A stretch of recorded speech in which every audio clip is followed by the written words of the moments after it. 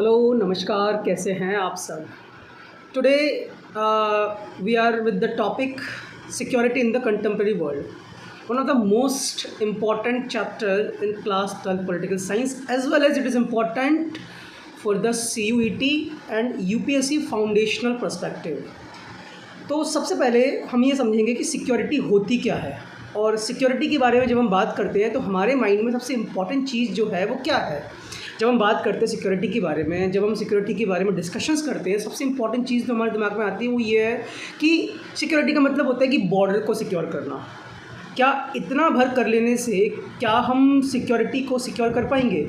ठीक है, तो ये बहुत सारे क्वेश्चंस हैं, बहुत सारे मिसकंसेप्शंस हैं सिक्योरिटी के बारे में। हम उनको डील भी करेंगे, साथ में हम समझेंगे कि सिक्योरिटी एक्चुअली में होती क्या है। तो सबसे पहले first thing first, which is the security. What exactly is security? तो सिक्योरिटी के बारे में सबसे इंपॉर्टेंट चीज़ जो हमें समझ में आती है वो क्या है, सिक्योरिटी एक्चुअली में है क्या। तो सिक्योरिटी का सबसे इंपॉर्टेंट जो पर्सपेक्टिव है वो है आपका फ्रीडम फ्रॉम थ्रेट्स। अब वो थ्रेट्स आपका किसी भी तरीके का हो सकता है। आपके बॉर्डर्स को लेकर थ्रेट हो सकता है, आपके इंटरनल बॉर्डर्स में थ्रेट हो सकता है, आपकी सोशियो इकोनॉमिक जो प्रॉब्लम्स है वो हो सकती है, इन्वायरमेंटल इश्यूज हो सकता है। तो यहाँ पर सबसे इम्पॉर्टेंट जो चीज़ है that is freedom from threats, because threats जो है वो आपके कोर वैल्यूज़ को इंडेंजर कर सकते हैं। It can endanger core values. किसी भी देश के जो कोर वैल्यूज़ होते हैं, जो सोशो पॉलिटिकल इकोनॉमिक वैल्यूज़ होती हैं, तो वो सारी की सारी चीज़ें एक तरीके से डील होती हैं, उनको कहीं ना कहीं इनसे थ्रेट हो सकता है। तो सिक्योरिटी का यहाँ पे सबसे इंपॉर्टेंट जो मतलब है वो है आपका फ्रीडम फ्रॉम थ्रेट्स। और ये जो फ्रीडम है वो फ्रीडम हमें चाहिए, फ्रीडम फ्रॉम थ्रेट्स।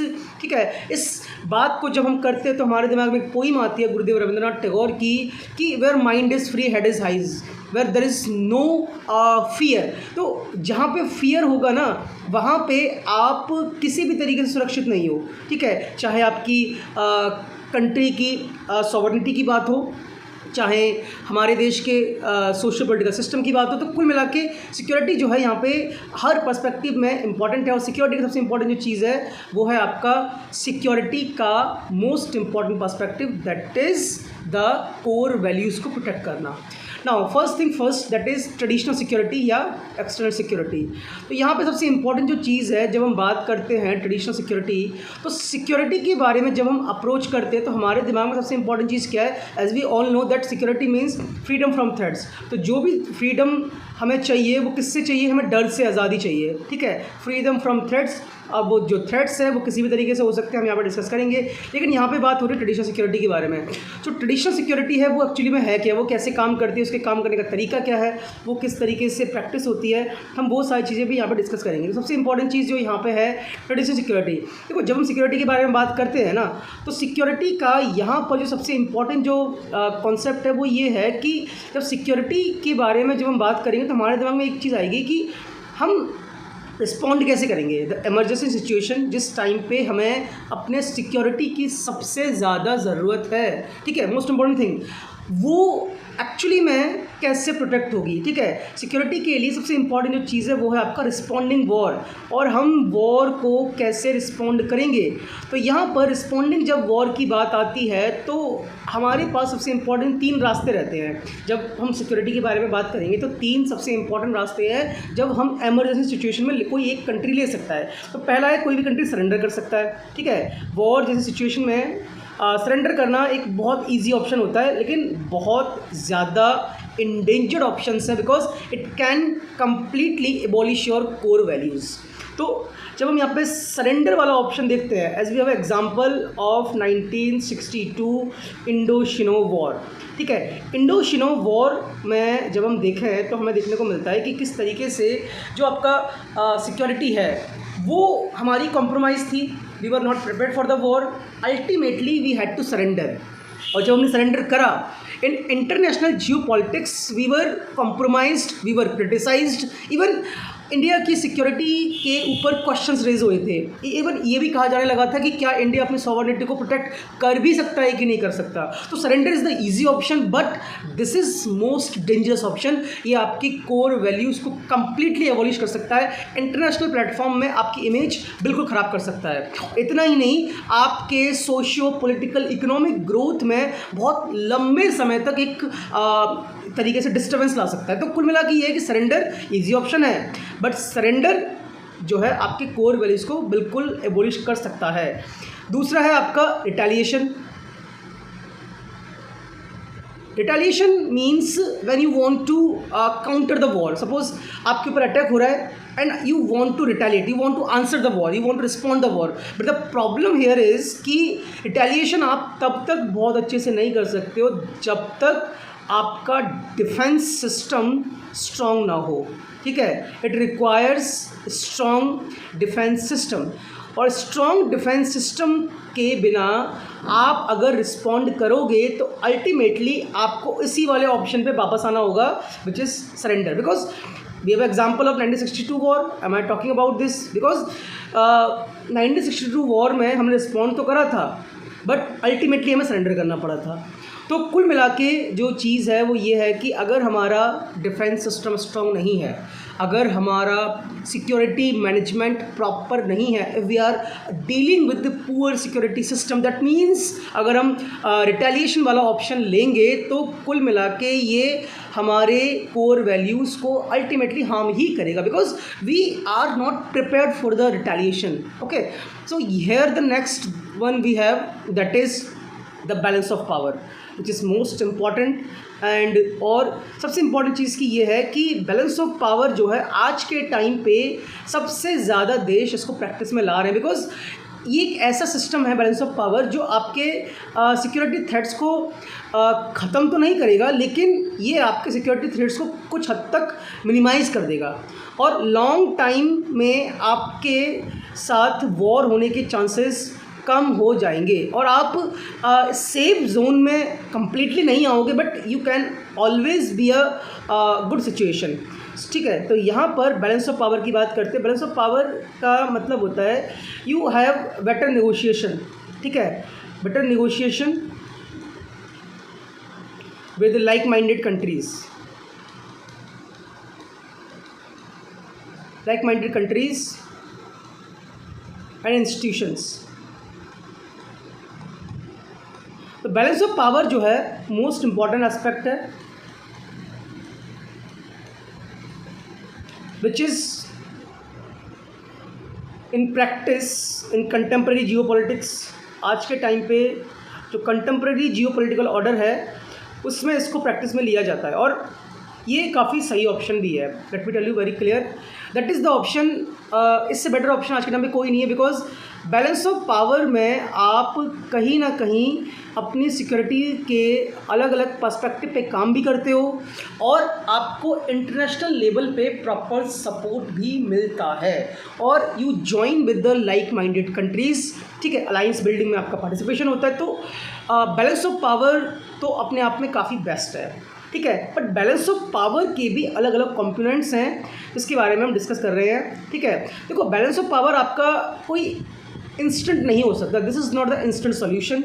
आप ये सोचो कि आज हमारे पास वॉर है और हम वॉर सिचुएशन में हैं, और हम वॉर सिचुएशन में अपने आप को बचाना चाहते हैं, तो हम सोचेंगे कि बैलेंस ऑफ पावर की टेक्निक का यूज़ कर लें। ऐसा नहीं है, क्योंकि ये बहुत लॉन्ग टर्म स्ट्रैटेजीज पे काम करता है और बहुत अच्छे से इसमें हमें देखने को मिलता है। तो जब हम बात करते हैं ट्रेडिशनल सिक्योरिटी में बैलेंस ऑफ पावर वाले ऑप्शन को लेकर, तो बैलेंस ऑफ पावर का जो ऑप्शन है वो अपने आप में इम्पॉर्टेंट भी है, और इसके ना 3 अलग अलग कंपोनेंट्स हैं। ये ऐसे डील नहीं हो सकता, इसको डील करने के लिए हमें चाहिए होता है लॉन्ग टाइम प्लानिंग।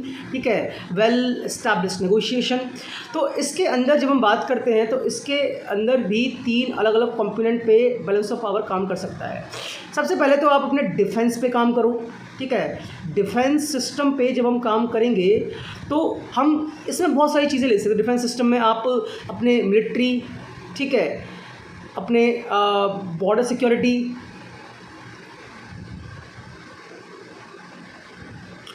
ठीक है, scientific and innovations in defence. तो डिफेंस सिस्टम पे काम करना, इसका कोई ऑप्शन नहीं है, there is no other option, it has to be done, it has to be done by any modern country. You cannot skip this option, because this is the option which is the core foundational value of your security.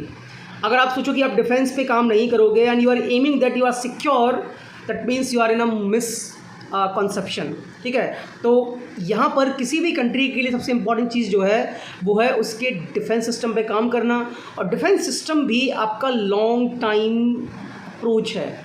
आप इस पर instant काम नहीं कर सकते हो, आपको धीरे धीरे धीरे धीरे इस पर काम करना होगा और काम करना ही होगा, ठीक है। There is no alternative of it. Second one है डिटरेंस। डिटरेंस एक ऐसा मोस्ट इम्पॉर्टेंट फार्मूला है, ये कह सकते हैं हम, जो आपके और आपके राइवल जो पार्टनर्स हैं उनके बीच में एक बहुत अच्छी सी बाउंड्री बना देगा। मतलब डिटरेंस का मतलब क्या होता है कि आप पर वो हमला नहीं करेंगे और आप उन पे हमला नहीं करोगे, मतलब there is less chances of open war, ठीक है। यहाँ पे ओपन वॉर के चांसेस कम हो जाते हैं, ठीक है। डिटरेंस में सबसे इम्पॉर्टेंट चीज़ जो आज के टाइम पे ज़्यादातर कंट्रीज़ यूज़ कर रहे हैं वो है आपका न्यूक्लियर वेपन, ठीक है। न्यूक्लियर वेपन वैसे तो बहुत डेंजरस है, लेकिन एक थ्योरी है जिस थ्योरी को हम बोलते हैं MAD थ्योरी, ठीक है। Let me tell you, MAD theory ये कहती है ग्लोबल पॉलिटिक्स में कि भाई डिटरेंस अगर न्यूक्लियर वेपन के बेस पे हो रहा है तो वॉर के चांसेस बिल्कुल कम हो जाते हैं, ठीक है। तो MAD थ्योरी का मतलब होता है मैसिव एसर्ट डिस्ट्रक्शन, ठीक है, MAD। इसका मतलब ये होता है कि भाई दोनों ही स्टेक होल्डर्स बराबर के लॉस में हैं वॉर की सिचुएशन में, because it can harm both countries core values, ठीक है। इट कैन हार्म बोथ, दोनों कंट्री को हार्म कर सकता है। जैसे कि इंडिया ने 1998 में हम लोगों ने पोखरण में अपना न्यूक्लियर टेस्ट करा था, ठीक है, with the help of operation Buddha, with the leadership of doctor APJ Abdul Kalam. तो उस टाइम पे हमने जो न्यूक्लियर वेपन का एक्सपेरिमेंट करा था ना, तो हमारा मेन मोटिव ये नहीं था कि हम फ्यूचर में किसी कंट्री को इन्वेड करेंगे। इंडिया कोर वैल्यूज़ को प्रोटेक्ट करना चाहता है और किसी कंट्री के लिए अपने सॉवरेन वैल्यूज़ को प्रोटेक्ट करना इज़ अ जस्टिफाइड थिंग्स, ठीक है। सो हमारा जो इंटेंशन था वो बहुत क्लियर था कि we want to establish deterrence. भाई 1962 में इंडिया ने चाइना पे हमला कर दिया था, we were not nuclear country. After the 1998 China can not declare open war with India because we are as nuclear as China is, ठीक है। तो हम उतने ही न्यूक्लियर हैं जितने कि चाइना है। तो कुल मिला के न्यूक्लियर वेपन का बहुत सारे जो देश हैं वो सपोर्ट इस वजह से भी करते हैं क्योंकि ये डिटरेंस क्रिएट करता है। और डिटरेंस क्रिएट करने का जो मेन पर्सपेक्टिव है वो ये है कि बैलेंस ऑफ पावर के कंसेप्ट में आप और आपका जो राइवल है वो एक दूसरे के साथ ओपन वॉर में शायद ही आए, बिकॉज दोनों के जो लॉस हैं इस वाले केसेस में बिल्कुल बराबर होंगे, लॉस दोनों का ही होगा, ठीक है। लॉस में दोनों ही रहेंगे, तो इसलिए कोई भी कंट्री ओपन वॉर में आना नहीं चाहते। तो यहाँ पे जो एक्सटर्नल सिक्योरिटी है, जो ट्रेडिशनल सिक्योरिटी है, ट्रेडिशनल सिक्योरिटी का जो सबसे इंपॉर्टेंट जो पर्सपेक्टिव है यहाँ पर आपका डिटरेंस, और डिटरेंस के बाद आपका नेक्स्ट जो आपका जिसमें बैलेंस ऑफ पावर को आप लेके आते हो, third one which is that is called as a economic development. Economic development भी आपका बहुत इंपॉर्टेंट है। आप इकोनॉमिक डेवलपमेंट को भी नेगलेक्ट नहीं कर सकते क्योंकि इकोनॉमिक डेवलपमेंट सबसे इंपॉर्टेंट चीज़ जो है वो क्या करता है, आपकी इकोनॉमिक स्टेबिलिटी को बढ़ाता है, साथ में इन्वेस्टमेंट अट्रैक्शन के तौर पे आप इमर्ज होकर आते हो। और जैसे ही आप इन्वेस्टमेंट अट्रैक्शन के तौर पे इमर्ज होकर आते हो तो आपकी जो सिक्योरिटी है, ठीक है, सिक्योरिटी बहुत सारे सपोर्टिव एलिमेंट्स को अचीव कर पाती है, ठीक है, जिसमें इंटरनेशनल सपोर्ट भी आपको यहाँ पे देखने को मिलेगा। तो कुल मिला के ये है कि economic development is the most important idea which you can not skip. एक कंट्री, एक सॉवरेन सोशलिस्ट डेमोक्रेटिक कंट्री के लिए जो आपका ऑप्शन है ना इकोनॉमिक डेवलपमेंट, वो आप स्किप कर ही नहीं सकते क्योंकि उसमें आपका social, political, economic, cultural development भी हो रहा है विच is most important in the perspective of security, ठीक है। डायरेक्टली शायद इम्पैक्ट ना हो लेकिन इनडायरेक्टली इसका बहुत बड़ा इम्पैक्ट है, ठीक है। ये आपके सिक्योरिटी के वैल्यूज़ को स्ट्रेंथन करेगा, मजबूत करेगा, आपको बहुत आगे बढ़ाएगा, ठीक है। तो इस मामले में जब हम बात करते हैं सिक्योरिटी के बारे में, तो सिक्योरिटी के बारे में तो इकोनॉमिक डेवलपमेंट बहुत ज़्यादा इंपॉर्टेंट चीज़ है, ठीक है। तो यहाँ पर सबसे इंपॉर्टेंट जो चीज़ है जिसके बारे में डिस्कस कर रहे हैं वो है आपका security in the contemporary world, और we are talking about the security which is traditional security और एक्सटर्नल सिक्योरिटी।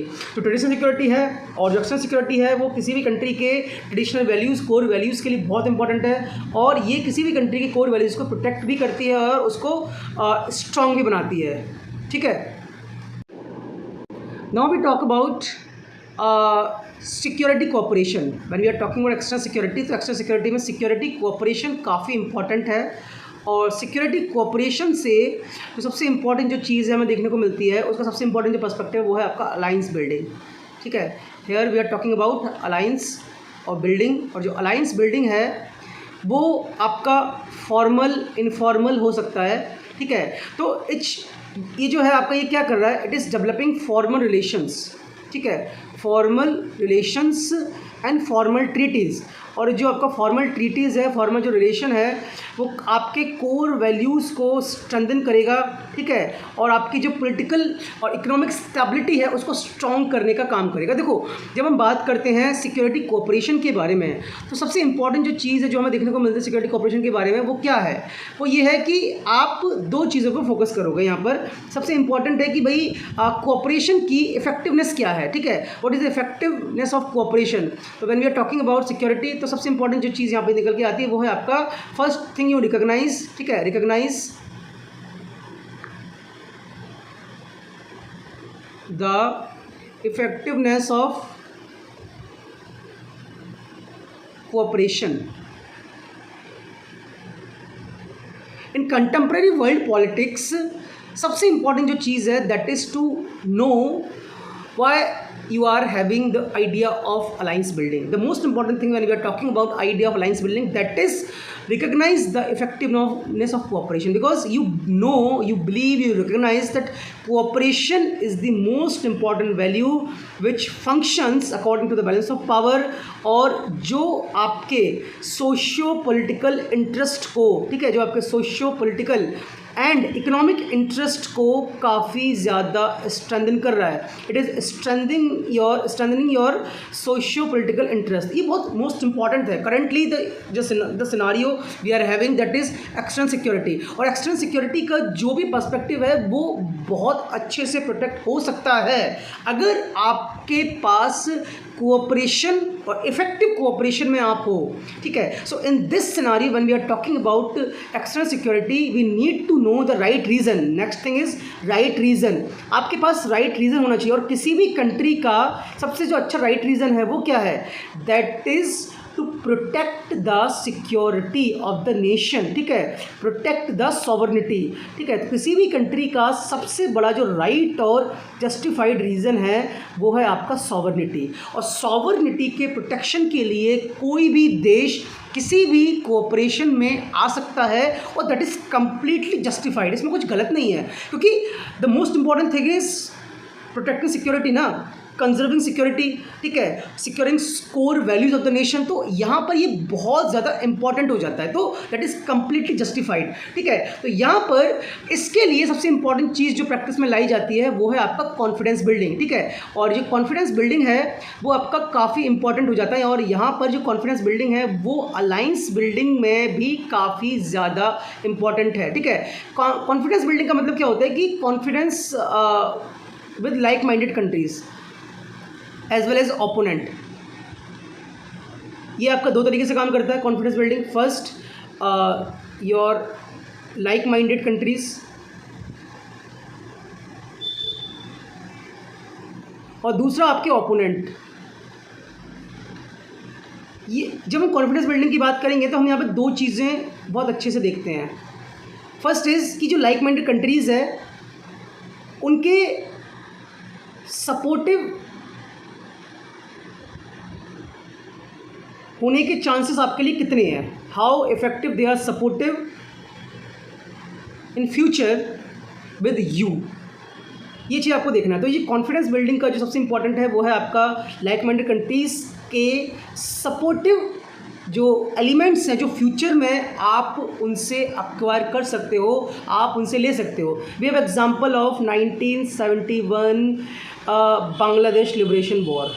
ठीक है, in Bangladesh liberation war when India participated, जब इंडिया ने पार्टिसिपेट किया था ना, तो उस टाइम पे we were completely assured that USSR is going to help us. और ये हुआ with the leadership of Indira Gandhi. We participated in India and Pakistan war, which is also known as the Bangladesh Liberation War. In that war, India was getting help from USSR, and we made it. We proved it that the balance of power and confidence building are the most important key measures that a country can take. और उसके बाद से India और USSR के रिश्ते काफ़ी अच्छे हुए हैं, और ये जो चीज़ हमें देखने को मिलती है, ये चीज़ बहुत इंपॉर्टेंट है, क्योंकि कॉन्फिडेंस बिल्डिंग आपका जितना ज़्यादा स्ट्रांग होगा, आपकी सॉवरेनिटी की सुरक्षा, उसकी जो प्रोटेक्शन है वो उतना ही अच्छा होगा. ठीक है. Now the next thing we need to know that आपको कॉन्फिडेंस बिल्डिंग अपने ओपोनेंट के साथ भी रखना है. ये चीज़ हम 1962 के वॉर में रियलाइज़ नहीं कर पाए थे. ठीक है. 1962 we were in Panchsheel agreement, और पंचशील एग्रीमेंट में हमें ये बिलीव था कि भाई जैसा हम पंचशील को पूरे एथिकल वैल्यूज़ के साथ फॉलो कर रहे हैं वैसे चाइना करेगा. But the problem is China did not make it. 1959 when Dalai Lama took asylum in India as a political refugee और as a political asylumee, तो हमें देखने को मिलता है कि बहुत बड़े लेवल पे चाइना को ये लगा कि हमने पंचशील का वॉयलेशन करा है, और चाइना ने, ठीक है, और हमें इस बात का पता भी नहीं था. We were not aware that China is going to invade us. तो हमारे पास ये वाला कॉन्फिडेंस बिल्डिंग नहीं था. कॉन्फिडेंस बिल्डिंग का मतलब ये भी है कि आपको ये चीज़ अश्योर रखना है कि आपका ओपोनेंट कहीं आप पर अटैक करने के लिए प्लानिंग तो नहीं कर रहा है. सबसे बड़ी प्रॉब्लम आपको तभी होगी जब आपको ये नहीं पता कि आपके ऊपर अटैक होने वाला है and you don't have that Intel. 1962 was the time period when we were lacking of proper intel that China even can attack us. Pandit Jawaharlal Nehru की ये जो पॉलिसी थी, ये बहुत ज़्यादा क्रिटिसाइज़ करी जाती है कि हमारे पास उस समय चाइना के इंटेंशन तक नहीं पता थे हमें. तो ओपोनेंट के माइंडसेट को आपको टाइम टू टाइम चेक करते रहना है. That means you must have good और वेरी गुड इंटेलिजेंस एजेंसीज, ठीक है, जो प्रॉपर इंटेल लेकर आए. देखो, सिक्योरिटी में इंटेल का बहुत इंपॉर्टेंट पर्सपेक्टिव है. ठीक है. आज इंडिया और अमेरिका बहुत सारे एग्रीमेंट्स में साथ साथ पार्टिसिपेट करते हैं. ठीक है. जैसे कि हमें पता है कि we both are the Quad members, और बीइंग अ क्वाड मेंबर्स, ठीक है, जो क्वाड है, ठीक है, let me tell you about Quad. Quad is a 4 countries alliance, USA, Australia, Japan and India. और ये चारों के चारों कंट्री एक चीज़ पे बहुत अच्छे से काम करते हैं, दैट इज़ कॉन्फिडेंस बिल्डिंग. ठीक है. और कॉन्फिडेंस बिल्डिंग इनका 2 तरीके से करता है, जैसे कि मैंने बताया. एक तो ये आपस में जो इनका कॉन्फिडेंस बिल्डिंग है इन इम्पॉर्टेंट टाइम्स, उसको अश्योर करते हैं. और दूसरा वर्सेस चाइना, यानी कि चाइना के अगेंस्ट में ये जो सारे के सारे लाइक माइंडेड कंट्रीज़ हैं एक साथ एक वैल्यूज़ पे काम करने की कोशिश करते हैं. बिकॉज चाइना को जो अग्रेशन है, उस अग्रेशन को रोकने के लिए, ठीक है, we need to have the proper ideology of confidence building. और कॉन्फिडेंस बिल्डिंग यहाँ पर दोनों पर्सपेक्टिव में काम कर रहा है, किसी एक पर्सपेक्टिव में काम नहीं कर रहा. एक तो आपके लाइक माइंडेड कंट्रीज़ के साथ भी काम कर रहा है, और दूसरा ये काम कर रहा है किसके साथ, दूसरा ये काम कर रहा है आपके ओपोनेंट कंट्री के माइंड सेट में क्या चल रहा है. Are they going to invade you, are they planning something problematic. तो ये जो चीज़ है, ये चीज़ यहाँ पर इंश्योर होने की बात यहाँ पर की जाती है. ठीक है. नाउ नेक्स्ट टॉपिक जो है वो हमें देखने को मिलता है कि जब हम बात करते हैं किसी भी कंट्री के लिए, ठीक है, वही चीज़ जब हम बात करते हैं सिक्योरिटी के बारे में, तो 3 चॉइस हमारे पास रहती हैं. सरेंडर, ठीक है, और prevalent the other side of attacking. ठीक है. You need to have the retaliation idea. ठीक है. मैंने बता दिया था कि रिटेलिएशन आप तब करोगे when you have a proper defence system, और डिफेंस सिस्टम आपका तब बनेगा जब आपने उस पर लॉन्ग टाइम काम करा हो. ठीक है. और डिफेंस के लिए आपको सबसे इंपॉर्टेंट जो चीज़ आज के टाइम पे है, that is balance of power. और बैलेंस ऑफ पावर आपका बनता है कुछ इंपॉर्टेंट एलिमेंट से. सबसे इंपॉर्टेंट जो एलिमेंट है वो है आपका कॉन्फिडेंस बिल्डिंग, और इस कॉन्फिडेंस बिल्डिंग के बेसिस पे आप अपने बैलेंस ऑफ पावर स्ट्रैटेजीज़ को काफ़ी अच्छे से स्ट्रांगली प्रॉपर तरीके से प्रैक्टिस में ला सकते हो, जो आपकी सिक्योरिटी को काफ़ी अच्छे से प्रैक्टिस करेगा और आपकी सिक्योरिटी पॉलिसीज़ को बहुत अच्छे से इंश्योर करने का भी काम करेगा। ठीक है, तो यहाँ पर जो ट्रेडिशनल सिक्योरिटी के जो कंपोनेंट है वो मैंने आपको बता दिए। ट्रेडिशनल सिक्योरिटी यहाँ पे बहुत अलग अलग कंपोनेंट पे काम करती है। ठीक है, जिसमें आपका डिफेंस हो गया। ठीक है, डिफेंस के साथ साथ आपको यहाँ पे देखना है कि how do you respond the war. ठीक है, responding war is the important thing. और रिस्पॉन्डिंग वॉर के साथ साथ जो नेक्स्ट इंपॉर्टेंट चीज़ है that is your alliance building. ठीक है, अलायंस बिल्डिंग और कॉन्फिडेंस बिल्डिंग। इन सब चीज़ों से आप अपनी सिक्योरिटी को स्ट्रॉन्ग कर सकते हो।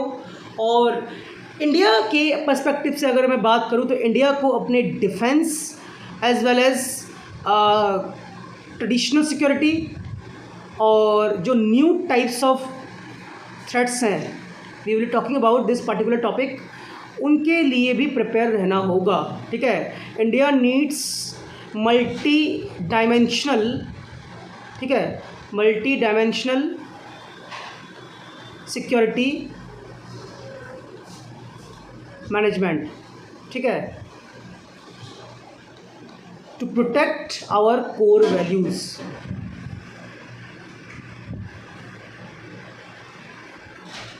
Now traditional security and cooperation, we also going through it. Now the less important thing is first recognize the importance of cooperation.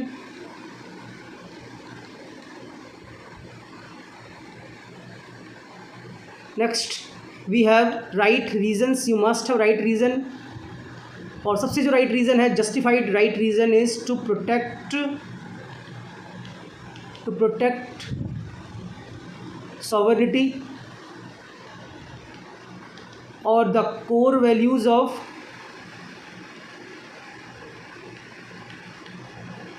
the nation. Okay, so यहाँ पर now in contemporary world order most of the countries जो है बहुत सारे negotiation में जो है काम करते हैं। सबसे important जो चीज़ है that is the idea of cooperation at different level. तो कोऑपरेशन किसी एक लेवल पर नहीं होता, कोऑपरेशन जो है यहाँ पर अलग अलग लेवल पे होता है, कोऑपरेशन इन डिफरेंट लेवल्स। और सबसे इंपॉर्टेंट चीज़ जो यहाँ पर समझ में आती है cooperation different levels, that is डिसआर्मामेंट,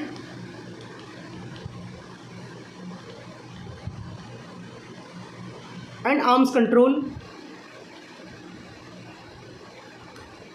और third is confidence building.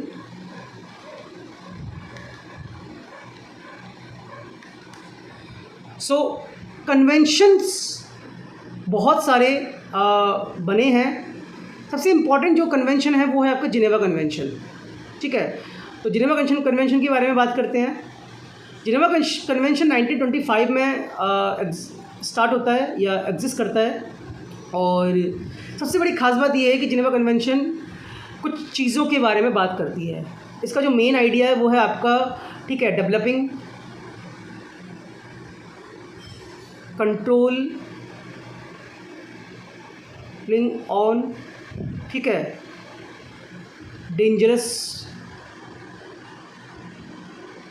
Weapon which can cause serious human threats. Geneva convention के जो आइडियाज़ हैं वो बहुत इम्पॉर्टेंट हैं। वो ग्लोबल पीस को एम करते हैं, और ग्लोबल पीस आपका तब आएगा जब पीसफुल नेगोशिएशन होंगे।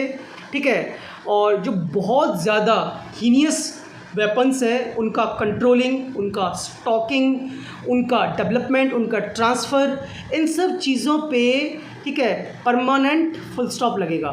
ठीक है, permanent full stop, it talks about permanent full stop on lethal weapons which can cause serious humanitarian threats.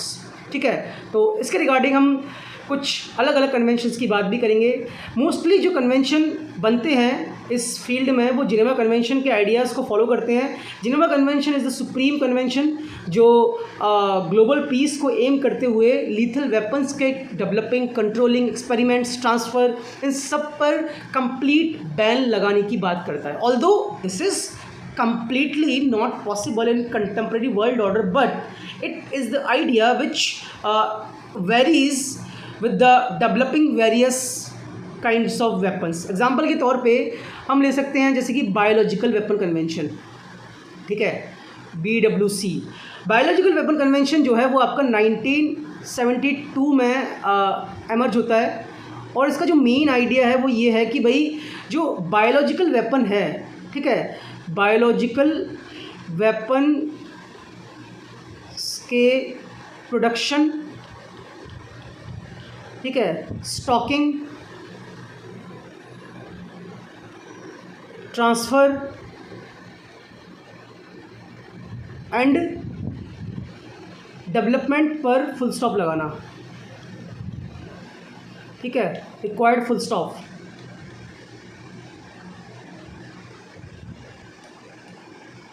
Because biological weapons are the serious threats जो ह्यूमैनिटी के कोर वैल्यूज़ को हार्म कर सकते हैं, ठीक है, it can harm humanitarian core values. Now next we talk about similarly CWC, chemical weapon convention.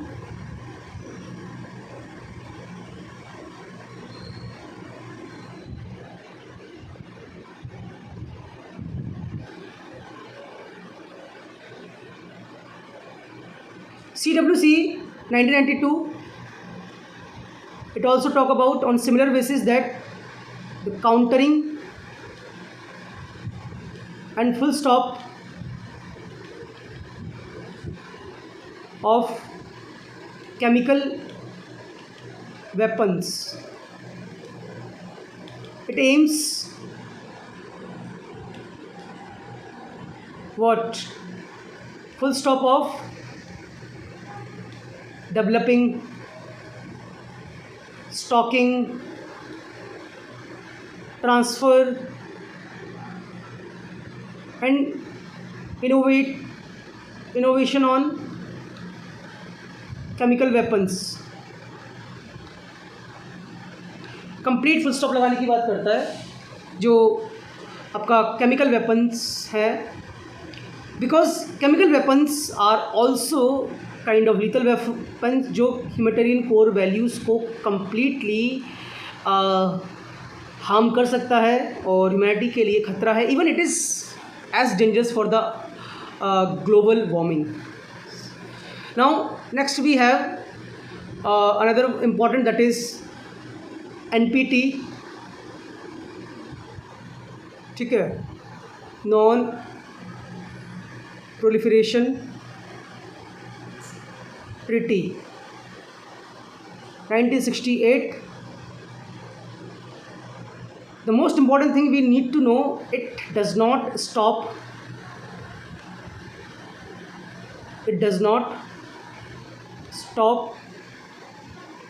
on nuclear weapon,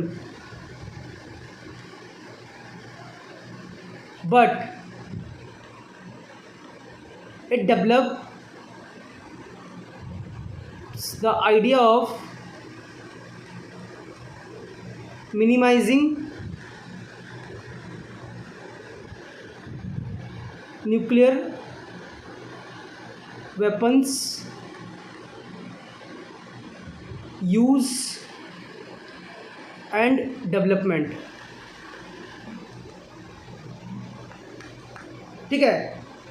जो NPT है, NPT के काम करने का तरीका दो तरीके से काम करता है। ये पहला ये काम करता है कि भाई minimising the use of nuclear weapons.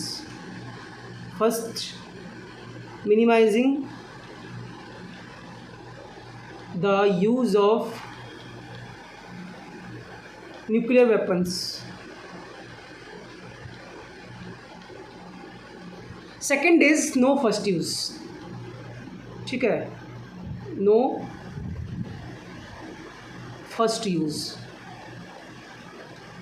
तो इसके हिसाब से हमें देखने को मिलता है कि जो एनपीटी है, एनपीटी एम करता है कि न्यूक्लियर वेपन्स के यूज़ को कम से कम करना, नो फर्स्ट यूज़ को इंश्योर करना, but the problem is it does not stop production and holding the nuclear weapons. क्योंकि जो बड़े देश हैं वो इस चीज़ को काउंटर करते हैं कि न्यूक्लियर वेपन अगर नहीं होगा, मतलब एक ऐसा जियो पोलिटिकल ऑर्डर है, कुछ पॉलिटिकल साइंटिस्ट भी इस चीज़ को सपोर्ट करते हैं कि अगर न्यूक्लियर वेपन ख़त्म हो जाएंगे तो वॉर के चांसेस ज़्यादा हो सकते हैं, which is partially true as well, क्योंकि न्यूक्लियर वेपन से डिटरेंस क्रिएट होता है। बहुत रेयर केस में आपको देखने को मिलेगा कि 2 nuclear countries are fighting in open manner. ठीक है, recently we have example of Russia Ukraine war. And Russia Ukraine war हम ये कह सकते हैं कि भाई Russia is a nuclear country, और जो यूक्रेन है, यूक्रेन के पास इस टाइम पे न्यूक्लियर वेपन्स नहीं है, क्योंकि उन्होंने अपने न्यूक्लियर वेपन्स को काफ़ी पहले, ठीक है, after the disintegration of Soviet USSR, तो न्यूक्लियर वेपन्स का जो उनका पूरा का पूरा जो प्लांट था, जिसको बोलते चेरनोबिल प्लांट, चेरनोबिल जो प्लांट था वो आपका रशिया को दे दिया।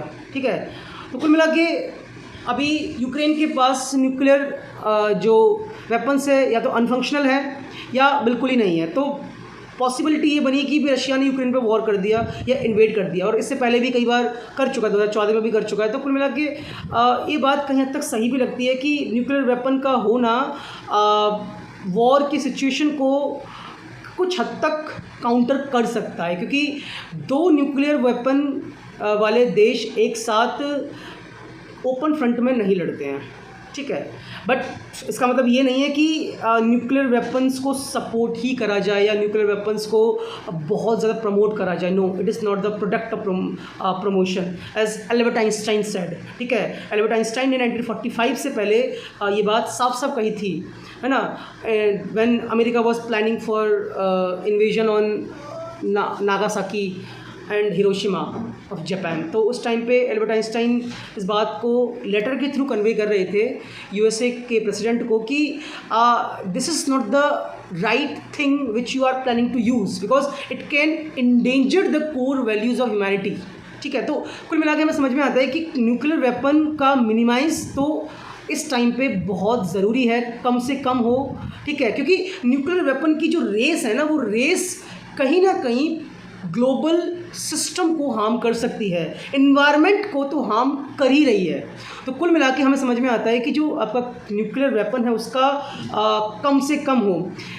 इसके बाद हम बात करते हैं नॉन ट्रेडिशनल सिक्योरिटी नोशन पे। क्या सिक्योरिटी सिर्फ बॉर्डर्स के अकॉर्डिंग अगर हम देखें कि क्या हम सिर्फ और सिर्फ बॉर्डर सिक्योरिटी को, does border security only, does border security, question ये है, and defence can protect our national values? The answer is no, completely no. Why? We need to see that non-traditional security notions are also there. You cannot ignore these values. You cannot ignore these problems which is been emerging in the modern global contemporary world. तो आज के time पे जो global contemporary world है वहाँ पर non traditional security notions हर country को कहीं ना कहीं किसी ना तो किसी तरीके से इम्पैक्ट कर ही रहे हैं। ठीक है, चाहे वो पॉवर्टी हो, चाहे वो टेररिज्म हो, चाहे वो आपका कम्युनल वायलेंस हो, चाहे एनवायरमेंटल कंसर्न्स हो, कुछ भी हो। तो कुल मिला के नॉन ट्रेडिशनल सिक्योरिटी नोशंस पे फोकस करने की ज़रूरत है किसी भी डेमोक्रेटिक, सोशलिस्ट डेमोक्रेटिक कंट्री को, क्योंकि आप सिर्फ बॉर्डर को सिक्योर करके, डिफेंस को सिक्योर करके आप अपने सॉवरेनिटी को, अपने कोर वैल्यूज़ को नहीं बचा सकते, क्योंकि नए types of threats emerge हो रहे हैं. We have example of COVID-19 as well. So we'll be dealing with this dimension. हम इन dimensions पे differently and detail में discussion करेंगे कि how the non-traditional security notions are important and how these security notions need to be considered in modern political order. आप इनको neglect तो कर ही नहीं सकते हैं. ठीक है.